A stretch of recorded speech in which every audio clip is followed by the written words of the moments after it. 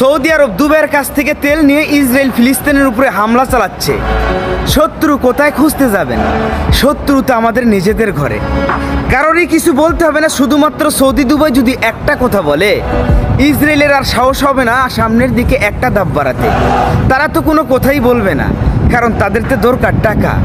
ইসলাম ধ্বংস হয়ে গেলে তাদের কি যায় আসে? তাদের তো রাসূলের দেশে জন্ম হয়েছে, তারা এমনিতেই জান্নাত পেয়ে যাবে। ভালো নেই ফিলিস্তিনে গাজার মুসলমান ভাই ও বোনেরা, ছোট ছোট মাসুম বাচ্চারা, আর তারা মেতে আছে মজ মস্তি, নর নারী আর খেলাধুলা নিয়ে।